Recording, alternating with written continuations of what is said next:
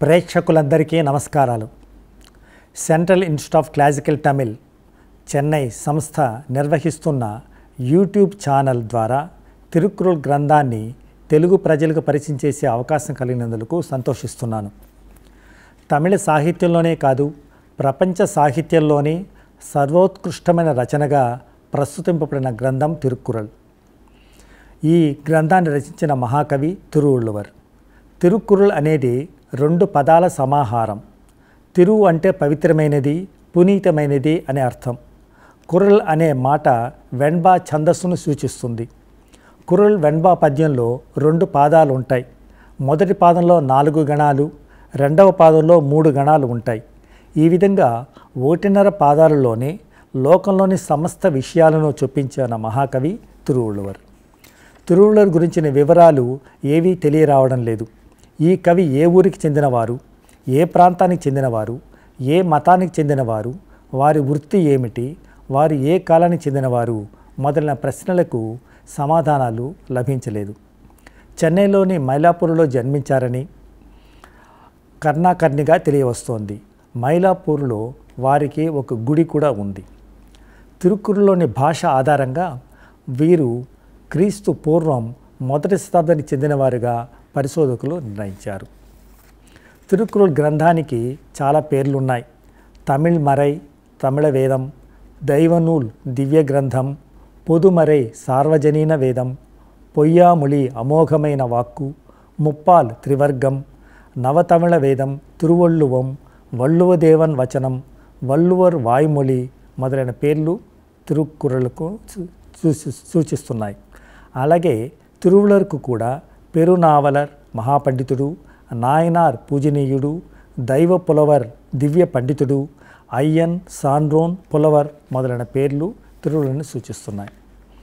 తిరువళ్ళువర్ తన పద్యాలలో ఎక్కడ తన ప్రాంతం గురించి, మతం గురించి చెప్పుకోలేదు. సంకుచిత జాతి, మత, ప్రాంత, సంస్కృతి, సంప్రదాయాలకు కట్టుబడకుండా సార్వకాలికమైన సార్వజనీనమైన రచనగా తిరుక్కురల్ ప్రశంసింపబడుతోంది. దాదాపు 2000 సంవత్సరాలు గడిచిపోయినప్పటికీ తిరుక్కురల్లో నేటి తరానికి కూడా అత్యంత ఆవశ్యకమైన ఎన్నో అంశాలు చెప్పబడ్డాయి. అంతేకాదు, ఇంకో 1000 సంవత్సరాలు గడిచినప్పటికీ అప్పటి సమాజానికి కూడా అత్యంత ఆవశ్యకమైన అంశాలు ఇందులో కనిపిస్తాయనడంలో సందేహం లేదు. జీవితానికి అత్యంత ఆవశ్యకమైన ప్రేమ మార్గాన్ని తెలిపే మహాగ్రంథమని, గొప్ప జ్ఞానాన్ని కలుగజేసే సూక్తి సంకలనమని, దీనికి సమానమైనది ప్రపంచంలో మరే సాహిత్యంలోనూ లేదని ఆల్బర్ట్ స్వెట్జర్ అనే జర్మనీ తత్వవేత్త తిరుక్కురల్ను ప్రశంసించారు. పాశ్చాత్య పండితులైన Francis Whyte Ellis, Robinson, Lazarus, G U Pope మొదలైన ఆంగ్లేయులు తిరుక్కురల్ భావాలకు ఆకర్షితులయ్యారు. వాళ్ళ భాషల్లోకి పరివర్తనం చేశారు. ఇవి పాశ్చాత్య లోకం దీనిని ఎంతగానో హర్షించింది. తిరుక్కురల్ జర్మనీ అనువాదం చదివి టాల్స్టాయ్ ఎంతగో ప్రభావితులయ్యారు. టాల్స్టాయ్ ద్వారా మహాత్మా గాంధీకి తిరుక్కురల్ గురించి తెలియవచ్చింది. మహాత్మా గాంధీ ప్రతిపాదించిన అహింసా సిద్ధాంతం, సత్యాగ్రహ భావాలకు తిరుక్కురలే ఆధారమని కొంతమంది పరిశోధకుల అభిప్రాయం. మహాకవి సుబ్రహ్మణ్య భారతి గారు ఒకచోట యామరింద పులవరిలే కంబనే పోల్ వళ్ళువర్ పోల్ ఇలంగోవై పోల్ భూమిదనిల్ యాంగణమే పెరందదిల్లే ఉన్మై వెறுం పొగల్చి ఇల్లే అని ప్రశంసించారు. నాకు తెలిసిన కవులలో కంబకవి లాంటి, వళ్ళువర్ లాంటి, ఇళంగోవడిగి లాంటి వాళ్ళు ఈ భూమిలో ఎక్కడా పుట్టలేదు. ఇది నిజం, పొగడ్త కోసం చెప్పిన మాటలు కావు అని వళ్ళువర్ను ప్రశంసించారు భారతి. తిరుక్కురల్ గ్రంథం ధర్మ విభాగం, అర్థ విభాగం, కామ విభాగం అని 3 భాగాలుగా వర్గీకరింపబడింది. భారతీయ సంస్కృతిలో పేర్కొనబడిన ధర్మార్థ కామ మోక్షాలనే పురుషార్థాలను ఇది సూచిస్తూ ఉంది. ఈ గ్రంథంలో మొత్తం 133 అధ్యాయాలు ఉన్నాయి. ప్రతి అధ్యాయంలోనూ 10 పద్యాల వంతున మొత్తం 1330 పద్యాలను తిరువళ్ళువర్ రచించారు. అధ్యాయాలను విషయాలను అనుసరించి ప్రతి అధ్యాయానికి సముచితమైన పేరు పెట్టడం కవి యొక్క ప్రతిభకు తార్కాణం. మొదటిదైన ధర్మ విభాగంలో మొత్తం 38 అధ్యాయాలు ఉన్నాయి. మొదటి అధ్యాయం దైవస్థుతితో ప్రారంభమవుతుంది.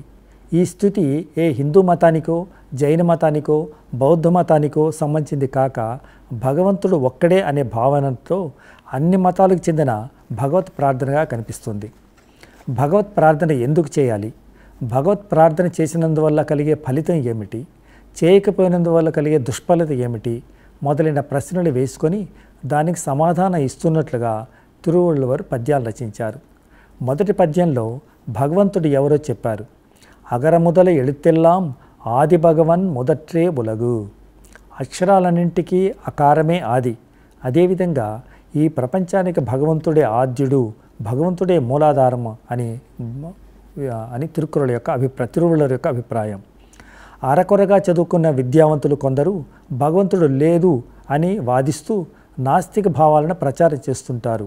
వాళ్ళని చూసే కాబోలు తిరువళ్ళువర్ ఈ కింది పద్యాన్ని రచించారు. కట్రదనాల్ ఆయ పైనెన్కుల్ కాలరివన్ నట్రాల్ తొళా అర్ ఎనిన్. విజ్ఞానమే రూపుదాల్చినట్లుగా విరాజిల్లే భగవంతుని శ్రీపాదాలను సేవించకుండా ఉండినట్లయితే అతను నేర్చుకున్న విద్య వలన ఫలితం ఏముంది? విద్య నేర్చుకోవడం భగవంతుని దర్శించడమే. ఆ విధంగా భగవంతుని దర్శించకపోయినట్లయితే అతను నేర్చుకున్న విద్య వలన ఫలితం ఏదీ లేదని తిరువళ్ళువర్ యొక్క అభిప్రాయం. భగవంతుని సేవిస్తే ఎటువంటి ఫలితాలు కలుగుతాయో ఒక పద్యంలో తిరువళ్ళువర్ వివరించారు. మొదటిది, వాళ్ళకు కష్టాలు సంప్రాప్తించవు, వాళ్ళకు కష్టాలు ధరిచారు వాళ్ళని. వేండుదల్ వేండామై ఇలాన్ అడి సేర్దార్కు యాండుం ఇడుంబై ఇలా.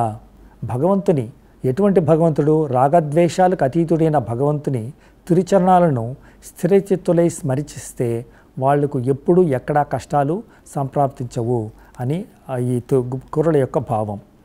కష్టాల కళ్ళలో చిక్కుకున్న వాళ్ళు ఎవరైతే కష్టాలలో ఇబ్బందులు పడుతుంటారో వాళ్ళు భగవంతుని స్మరించినట్లయితే వాళ్ళు ఆ కష్టాల నుండి విముక్తులవుతారు అని మరొక పద్యంలో చెప్పారు తిరువళ్ళువర్. తనకోమై ఇల్లాదాన్ తాల్ సేర్దార్కు అల్లాన్ మనక్కవలే మాటలు అరిదు. భగవంతుని, ఆ సాటిలేని అసమానుడైనటువంటి మహనీయుడైనటువంటి ఆ భగవంతుని తిరుచరణాలను ఎవరైతే స్మరిస్తారో, ఎవరైతే మననం చేస్తుంటారో వాళ్ళు మాత్రమే కష్టాల కళ్ళ నుండి బయటపడతారు. మిగిలిన వాళ్ళు ఆ కష్టాల సముద్రం నుండి బయటపడలేరు అని తిరువళ్ళువర్ చెప్పారు. పుట్టుక అనేది ఒక మహాసాగరం. భగవన్నామ స్మరణ ఎవరైతే చేస్తారో వాళ్ళు మాత్రమే ఆ పుట్టుక అనే సాగరాన్ని దాటగలరట. పిరవి పెరుంగడల్ నీందువార్ నీందార్ ఇరవన్ అడి సేరాదార్. పిరవి పెరుంగడల్ అంటే పుట్టుకనే మహాసముద్రం. దాన్ని ఎవరు ఈదగలరు? ఒక భగవంతుని ఏకాగ్ర చిత్తంతో ఎవరైతే స్మరిస్తారో వాళ్ళు మాత్రమే ఆ పిరవి పెరుంగడల్, ఆ పుట్టుకనే మహాసముద్రాన్ని దాటగలరు. ఇరవన్ అడి మిగిలిన వాళ్ళు దాన్ని చేరుకోలేరు, భగవంతుని చేరుకోలేరు. ఎవరైతే భగవన్నామస్మరణ చేయరో వాళ్ళు ఈ పుట్టుకనే మహాసముద్రాన్ని దాటలేరు అని చెప్పారు. మరొక చోట భగవంతుని పూజించలేని చేతులు కావు అంటూ భాగవతంలో ఒక పద్యం కనిపిస్తుంది. కమలాక్షు నర్చించు కరములు శ్రీనాథు వర్ణించు జిహ్వ సురరక్షకు జూచు చూపులు శేషసాయికి మ్రొక్కు శిరము. భాగవతంలోని ఈ భావాలు తిరుక్కురల్లో కూడా కనిపిస్తుంది. కోళిల్ పురియిల్ గుణమిలవే ఎణ్గుణత్తాన్ తాళై వణంగా తలై. వినబడని చెవులు, కనబడని కళ్ళు మొదలైన వాటి వలె అష్టగుణ సముపేతుడైన భగవంతుని శ్రీపాదాలకు నమస్కరించని వారి తలలు కావు, అవి నిష్ప్రయోజనాలు అని ఈ పద్యం యొక్క భావం. భగవంతుని హృదయంలో నిలుపుకున్నవారు ఎలాంటి ఫలితాన్ని పొందుతారో మరొక పద్యంలో చెప్పారు తిరువళ్ళువర్. మలర్మిసే ఏయినాన్ మానడి సేర్దార్ నిలమిసే నీడు వాళ్వార్. ఎవరైతే భగవంతుని తిరుచరణాలను నిరంతరము సేవిస్తారో వాళ్ళు ఆనందలోకాల్లో శాశ్వతంగా నిలిచే భాగ్యాన్ని పొందుతారు అని ఆ పద్యం యొక్క భావం. తిరుక్కురల్లోని మొదటి అధ్యాయంలోని ఈ 10 పద్యాల ద్వారా తిరువళ్ళువర్కు భగవంతునిపై అచంచలమైన భక్తి విశ్వాసాలు ఉన్నాయని, పుట్టుకనే మహాసాగరాన్ని దాటడానికి భగవన్నామస్మరణ ఒకటే మార్గమని మనకు ఖచ్చితంగా తెలియవస్తోంది. తిరుక్కురల్లోని 2వ అధ్యాయంలో తిరువళ్ళువర్ ఈ సమస్త లోకాలకు ప్రాణాధారమైన వర్షాన్ని ప్రశంసించారు. ఈ చరాచర జీవకోటికి వర్షం ప్రాణాధారం. వర్షం లేకపోతే ప్రపంచం నశించిపోతుంది, ధర్మం అడుగంటిపోతుంది అని 10 పద్యాలలో సువిస్తారంగా వర్ణించారు. వానిండ్రు ఉలగం వళంగి వరుదలాల్ తాన్ అమిళదం ఎండ్రు ఉణరదర్ పట్రు. ఈ ప్రపంచం దేనివల్ల వర్ధిల్లుతూ ఉంది? ప్రపంచం యొక్క వృద్ధి చెందడానికి కారణం వర్షం. వర్షం కురవకపోతే ప్రపంచం అడుగంటిపోతుంది, నశించిపోతుంది. జీవరాశులకు కూడా ఈ వర్షమే అమృతం. అమృతమనే ఈ వర్షమనే అమృతం తాగుతున్నందువల్లనే ఈ ప్రపంచంలో జీవరాశులని కూడా ప్రాణాలతో జీవిస్తున్నాయి అని తిరువళ్ళూరు యొక్క అభిప్రాయం. వర్షాలు పడకపోతే ఏమవుతుంది? కరువు కాటకాలు వ్యాపిస్తుంది అని మరొక పద్యంలో చెప్పారు. విన్నిండ్రు పొయ్పిన్ విరినీర్ వియనొలగత్తు ఉల్నిండ్రు ఉడట్రుం పసి. వర్షాలు అదును కురవాలి. ఆ విధంగా వర్షాలు కురవకపోతే విశాలమైన ఈ సముద్రంలో నీళ్లు కూడా ఇంకిపోతాయి అని ఒక పద్యంలో చెప్పారు. నెడుం కడలం తన్నీర్మై కుండ్రం తడిందు ఎళిలి తాన్ నల్లాదాగి విడెన్. ఈ మేఘాలు సముద్రం నుండి నీళ్లు తీసుకుంటాయి. తర్వాత వాటిని మేఘాలు వర్ష రూపంలో వాటిని భూమి మీద కురిపిస్తాయి. ఆ విధంగా చేయకపోయినట్లయితే ఈ విశాలమైన సముద్రంలో ఉండే నీళ్లు కూడా ఇంకిపోతాయి అని హెచ్చరించారు. ఈ వర్షాలు కురవకపోతే పంటలు పండవు. దానివల్ల ప్రజలందరూ కూడా ఇబ్బందులకు గురవుతారు. పూజలు ఉత్సవాలు ఆగిపోతాయి. దాన ధర్మాలకు విఘాతం ఏర్పడుతుంది. అంతెందుకు సమాజమే అస్తవ్యస్తమవుతుంది. దీని కారణంగా ధర్మం కూడా నశించిపోతుంది అని ఒక పద్యంలో చెప్పారు. ఇది తర్వాత 3వ అధ్యాయం యతి మహత్వం. ఇందులో ఎవరైతే పంచేంద్రియాలను నిగ్రహించి ధర్మబద్ధంగా జీవితం సాగించిన పెద్దలని, మునివరేళ్ళని, వాళ్ళ యొక్క గొప్పదనాన్ని ప్రశంసించారు తిరువళ్ళువర్. ఒழுக்கத்து నీతార్ పెరుమై విళుపత్తు వేండం పశువర్ తునువు. సత్ప్రవర్తనలో స్థిరమైన చిత్తం కలిగిన, ప్రాపంచిక చింతనలకు దూరంగా ఉన్న మునివరేణుల గొప్పదనాన్ని ధార్మిక గ్రంథాలు విస్మయంతో ప్రస్తుతుంటాయి. ఎవరైతే తపస్సులో నిలమై ఉంటారో, ఎవరైతే ధర్మబద్ధమైన జీవితం గడుపుతుంటారో వాళ్ళ యొక్క ప్రశస్తిని పెద్ద గొప్ప గ్రంథాలు కూడా ప్రశంసిస్తూ ఉంటాయి అని చెప్పారు. మరొక పద్యంలో తిరువళ్ళువర్ స్వర్గలోకానికి ఎవరు అర్హులో చెప్పారు. ఉరన్ ఎన్నుం తోటియాన్ ఓరైందుం కాపాన్ వరన్ ఎనుం వైపిర్కు ఓర్ విత్తు. ఎవరైతే ఈ పంచేంద్రియాలను నిగ్రహిస్తారో, ఈ ధైర్యము స్థైర్యము అనే అంకుశంతో పంచేంద్రియాలనే ఏనుగును ఎవరైతే నిగ్రహిస్తారో వాళ్ళు మాత్రమే ఈ స్వర్గలోకానికి వెళ్ళరు. అన్నిటికంటే ఉన్నతమైనటువంటి స్వర్గలోకానికి ఎవరైతే వెళ్ళగలరు, ఎవరికి అర్హత ఉందంటే పంచేంద్రియాలు నిగ్రహించిన వాళ్ళకు మాత్రమే ఆ అర్హత ఉంది. వాళ్ళు ఎవరంటే వాళ్ళు మునివరేణ్యులు. కాబట్టి మునివరేణుల్ని ప్రశంసిస్తున్నారు తిరువళ్ళువర్. మరొక పద్యంలో పెద్దలు చిన్నవారు అనే భేదం ఈ లోకంలో ఎలా వచ్చిందో తిరువళ్ళువరించారు. ఎవరైతే ఇతరులు చేయడానికి వీలు కాని అసాధ్యములైన కార్యములు ఎవరైతే చేస్తారో వాళ్ళు పెద్దలని, ఆ విధంగా చేయలేని వారు చిన్నవారని, ఈ విధంగా 2 రకాలుగా విభజించారు తిరువళ్ళువర్. ఇక 4వ అధ్యాయంలో తిరువళ్ళువర్ ధర్మం అంటే ఏమిటో, దాని స్వరూపం ఎలాంటిదో, ధర్మ మార్గంలో ఎలా ప్రవర్తించాలో, ధర్మ యొక్క ఫలితం ఏమిటో సోదాహరణంగా 10 పద్యాలలో వివరించారు. ధర్మానికి తిరువళ్ళువర్ ఇచ్చిన వివరణే ఈ పద్యం. ధర్మం అంటే ఏమిటో ఈ పద్యం ద్వారా ఒక నిర్వచనలాగా చెప్పారు తిరువళ్ళువర్. అళుక్కారు ఆవాబిగుళి ఇన్నాచొల్ నాన్గుం ఇళుక్కా ఏందదు అరం. అరం అంటే ధర్మం. ఏది ధర్మం? ఈర్ష్య, దురాశ, కోపం, ఇతరుల మనసును గాయపరిచే మాటలు మాట్లాడకుండా ఉండడం, ఈ 4ంటికి చోటివ్వకుండా ఎవరైతే జీవనం సాగిస్తారో అటువంటి జీవనమే ధర్మం. ఆ విధంగా ఉండడమే ధర్మం అని ధర్మం యొక్క స్వరూపాన్ని మొదటి పద్యంలోనే చెప్పారు తిరువళ్ళువర్. మరొక పద్యంలో మనసు పరిశుద్ధంగా ఉంచుకోవడమే ధర్మం అని కూడా చెప్పారు. ధర్మ కార్యాలను ఎప్పుడు చేయాలి? మనం యువకులుగా ఉన్నప్పుడు, తర్వాత వయసు అయిన తర్వాత వృద్ధాప్యంలో చేసుకోవచ్చు అని కాలయాపన చేయకూడదు. అప్పటికి మనకు సమయం ఉండదు.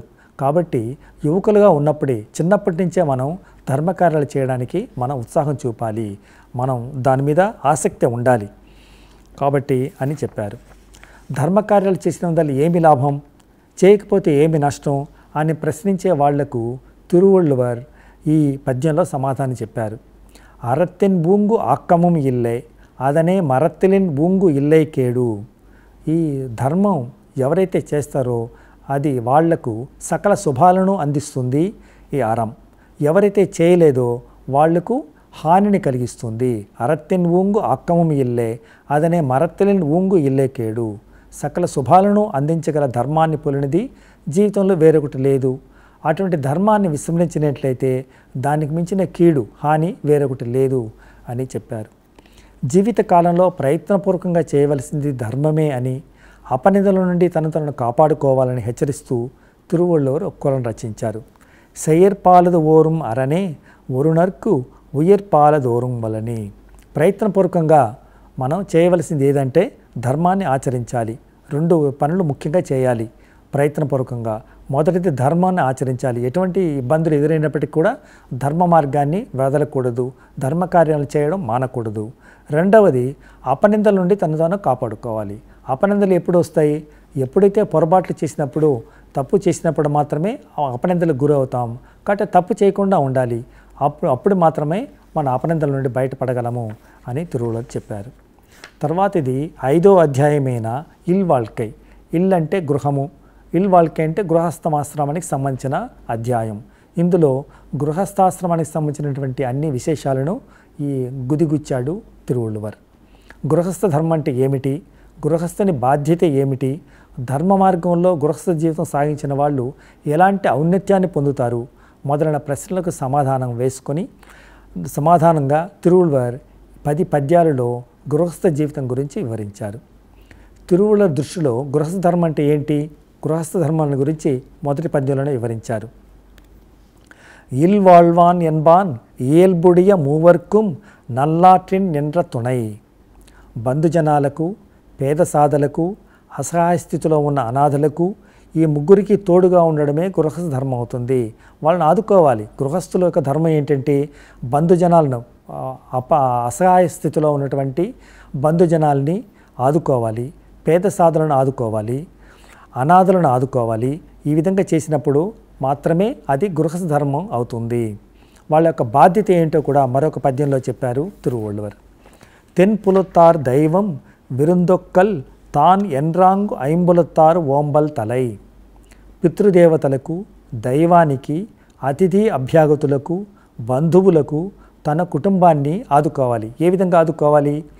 ధర్మాన్ని అతిక్రమించకుండా ఎవరైతే ఆదుకుంటారో వాళ్ళు మాత్రమే మంచి గృహస్థుని బాధ్యత అదే. ఎవరైతే ఇవన్నీ చేయగలుగుతారో వాళ్ళు నిజమైన గృహస్థ ధర్మాన్ని నిర్వహిస్తున్నారు, గృహస్థుని యొక్క బాధ్యత నిర్వహిస్తున్నారు అని అర్థం. అంతేకాకుండా వాళ్ళు సన్యాసులని ఆదుకోవాలి. రాగద్వేషాలకు అతీతులైనటువంటి మునివర్యులు వస్తారు. వాళ్ళని వచ్చినప్పుడు వాళ్ళని ఎదుర్కొని వాళ్ళకి తగిన ఉపచారం చేయాలి, వాళ్ళని గౌరవించాలి.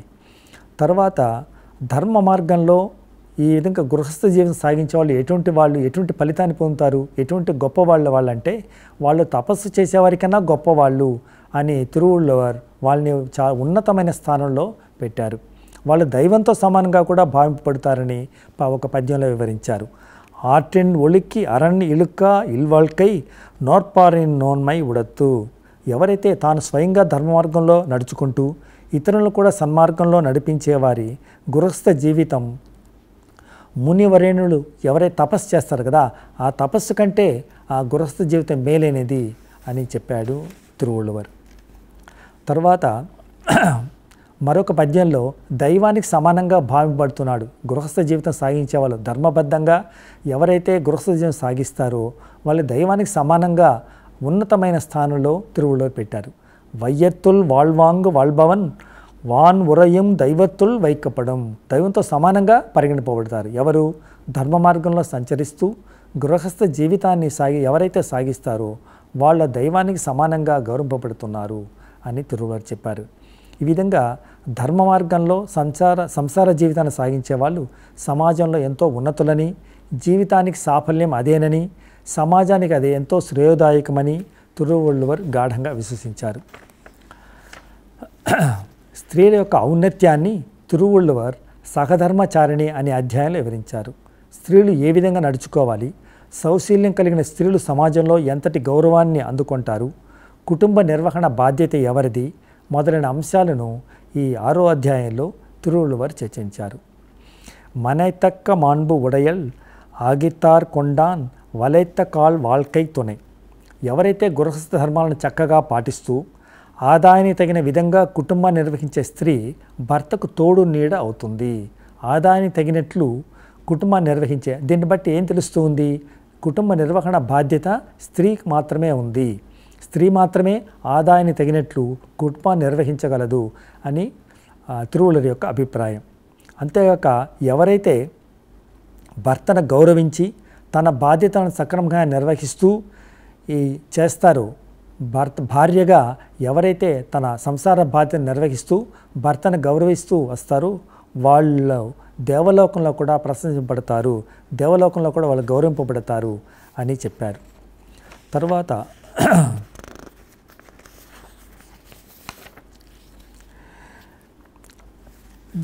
స్త్రీలను చెరసాలలో బంధించకూడదు, వాళ్ళని స్వతంత్రంగా ఉంచాలి, వాళ్లకు స్వేచ్ఛా స్వతంత్రాలు ఇవ్వాలని కూడా తిరువள்ளுவர் అభిప్రాయపడ్డారు.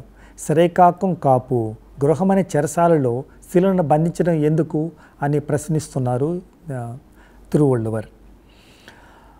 తర్వాత భార్య సౌశల్యాది గుణాలు కలిగి ఉండాలి. ఆ విధంగా సౌశల్యాది గుణాలు లేకపోయినట్లయితే గృహస్థ జీవితం నరకంగా మారుతుంది. అంతేగాక భర్త కూడా సమాజంలో అప్రతిష్ట పాలవుతాడు, అతని జీవితం శూన్యమవుతుందని తిరువள்ளுவர் మరొక పద్యంలో హెచ్చరించారు. ఈ విధంగా అంతేగాక భర్తను అనుసరించి ప్రవర్తించే భార్య ఎటువంటి ఔన్నత్యాన్ని పొందుతుందంటే వాన కురవాలి అని అనుకున్నంత మాత్రం చేతనే వాన కురుస్తుంది అని స్త్రీల గొప్పదాన్ని ప్రశంసించారు తిరువள்ளுவர்.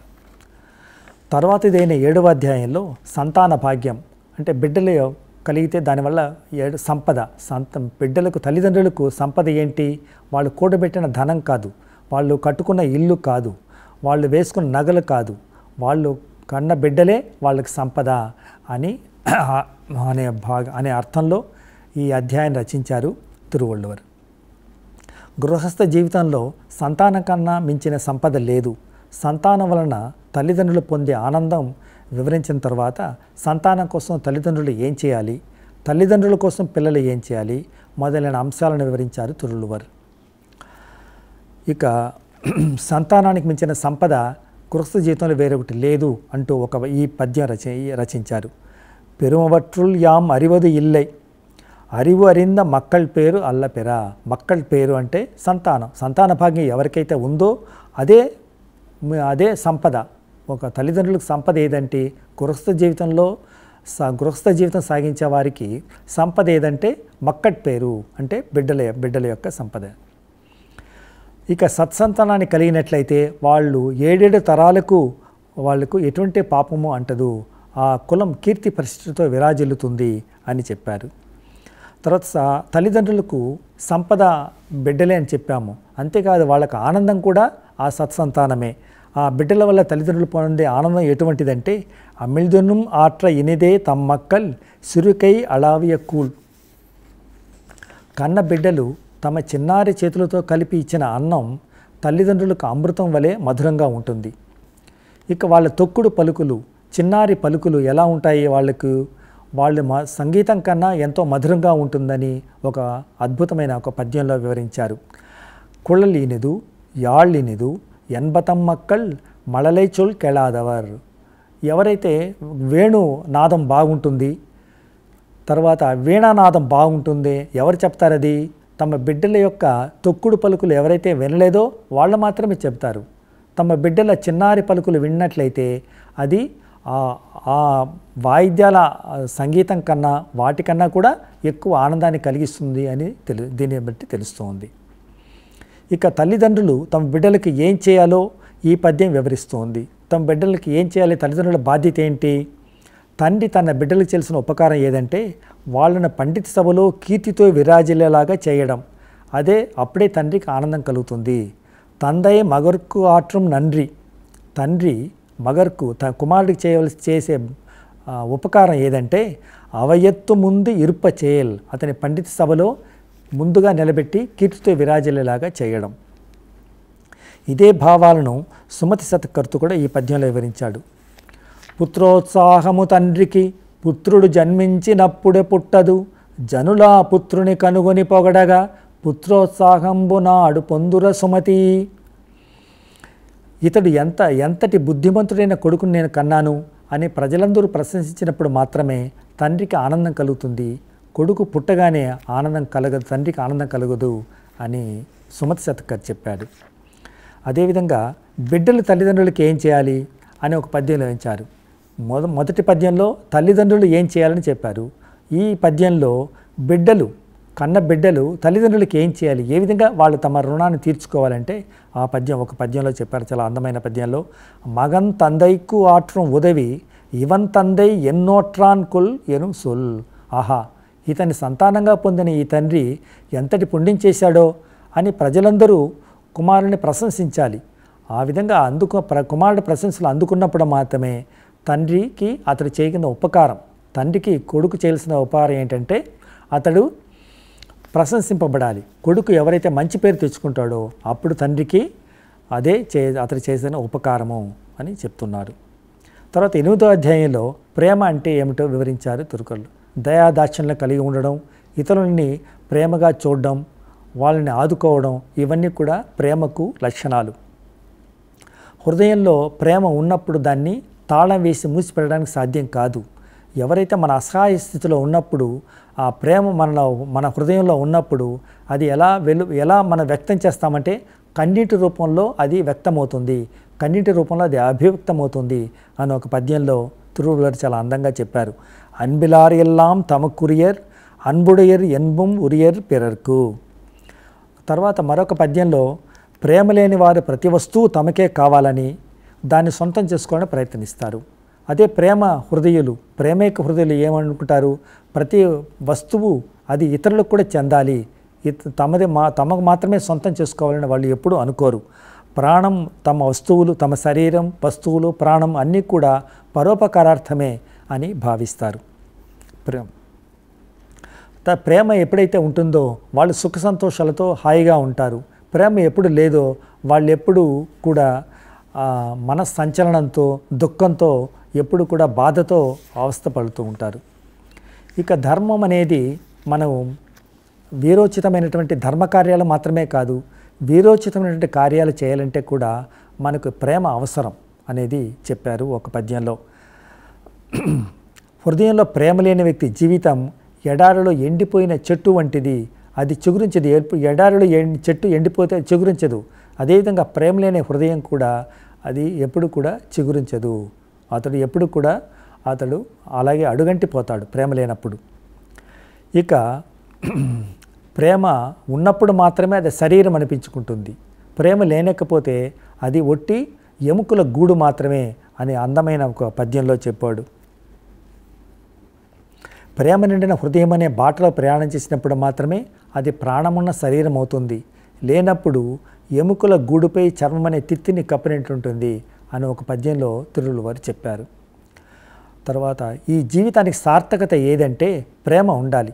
ప్రాణము శరీరము కలిసినటువంటి జీవితానికి సార్థకత ఏదంటే ప్రేమతో ఇతరులని పలకరించాలి, ప్రేమతో ఇతరులను ఆదుకోవాలి, ప్రేమతో ఇతరులని మనం ఈ లోకంలో సమాజంలో మనం మెలగాలి. ఆ విధంగా ఉన్నప్పుడు మాత్రమే ఈ జీవితానికి సార్థకత. ప్రేమామృతాన్ని వర్షించాలి అని తిరువள்ளுவர் గాఢంగా విశ్వసించారు. తర్వాత గృహస్థ జీవితంలో ముఖ్యంగా పాటించవలసింది ఒకటంటే అతిథి సత్కారం. దీనికి సంబంధించి మనకు మొదటి 5వ అధ్యాయంలోనే మనకు దీని గురించి ప్రస్తావన కనిపిస్తుంది. కానీ తర్వాత ఈ 9వ అధ్యాయంలో అతిథి సత్కారం అంటే ఏమిటో సువిస్తారంగా 10 పద్యాలలో వివరించారు తిరువள்ளுவர். అతిథి సత్కారం వలన కలిగే ఫలితం ఏమిటో చెప్పారు. మొదట వరువిருந்து వైగలం ఓంబువార్ వాళ్కై పరువందు పాల్ పడుదల్ ఇండ్రు. ఎవరైతే ప్రతిరోజు తమ ఇంటికి వచ్చి అతిథులను ఆహ్వానిస్తారో వాళ్ళ జీవితం కష్టాల పాలే నశించిపోదు. అంతేకాదు వాళ్ళ ఇంట్లో లక్ష్మీదేవి ఎప్పుడు కూడా తాండవమాడుతూ ఉంటుంది, సంతోషంగా నివసిస్తుంది. అతడు చేసే దాన ఫలితంగా పొలంలో విత్తనాలు విత్తకనే పంటలు పండుతాయి. అతిశయోక్తిగా ఉన్నప్పటికీ కూడా అతడు అనాయాసంగా అన్నీ అతనికి సమకూడుతాయి అనేది తిరువள்ளுவர் యొక్క అభిప్రాయం. తర్వాత ఎవరైతే అతిథులను ఆహ్వానిస్తారో, వచ్చిన అతిథులను ఆదరిస్తారో, తర్వాత వాళ్ళని సంతోషంగా సాగనంపడం, ఇంకా అతిథులు రాలేదని ఎదురు చూడడం ఎవరైతే చేస్తుంటారో వాళ్ళను దేవతలే వచ్చి నువ్వు మాకు మంచి అతిథివి అని చెప్పి దేవతలే వాళ్ళని అతిథులుగా స్వీకరిస్తారు అని ఒక పద్యంలో చెప్పారు. ఆఖరున అతిథి సత్కారం తెలియని వాళ్ళు ఎంతటి ధనవంతులైనప్పటికీ వాళ్ళు దరిద్రులే, అంతేకాదు వాళ్ళు అజ్ఞానులే, ఏమి తెలియని వాళ్ళే అని వాళ్ళని నిందించారు. అతిథి సత్కారం ఎవరైతే చేయరో వాళ్ళని తెగనాడారు తిరువళ్ళువర్.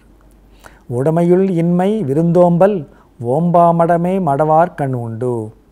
ఎవరైతే లక్ష్మీ అతిథి సత్కారం చేస్తారో వాళ్ళ ఇంట్లో లక్ష్మీదేవి సంతోషంగా నివసిస్తుంది అని మరొక కురల్ పద్యంలో చెప్పారు తిరువళ్ళువర్. తిరుక్కురల్లో 10వ అధ్యాయం మధుర భాషణం అనగా ఇనేవయ్యే కూరల్, తీయగా మాట్లాడడం. తీయగా మాట్లాడడం సమాజంలో ఎంత అవసరమో ఈ 10 పద్యాలలో వివరించారు తిరువళ్ళువర్. ఇన్సొలాల్ ఈరం అళై ఇప్పడిరు ఇలవాం సెంబురుల్ కండార్ వాయిచొల్. ఒకరి నోటి నుండి వచ్చే మాటలు ప్రేమపూర్వకంగా ఉండాలి, అది వంచన లేనిదిగా ఉండాలి, సత్యంతో కూడుకున్నదిగా ఉండాలి. అలా ఉన్నట్లు మాత్రమే అప్పుడు అది మాత్రమే మధుర భాషణ ఉండాలి. ఒకరి మాటలు ఎలా ఉండాలి? అది తీయగా ఉండాలి, ప్రేమపూర్వకంగా ఉండాలి, అందులో వంచన ఉండకూడదు, అందులో సత్యమే ఉండాలి.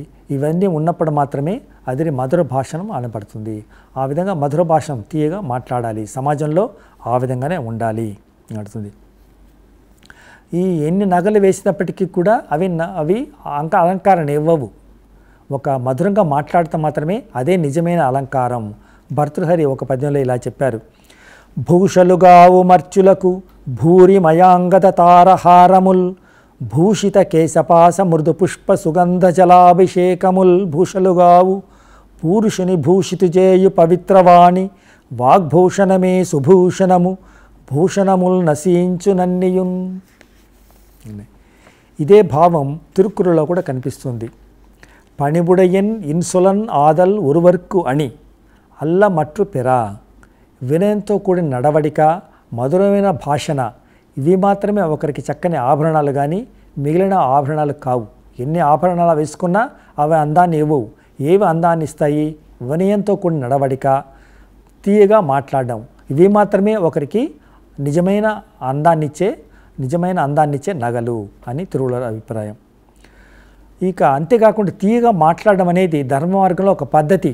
ఒకడు ధర్మ మార్గంలో ప్రవర్తిస్తున్నాడంటే అతని యొక్క గుణం ఎటువంటిదంటే అతను తీయగా మాట్లాడతాడు, అతను మధురంగా మాట్లాడతాడు, ఎవరిని నొప్పించకుండా మాట్లాడతాడు.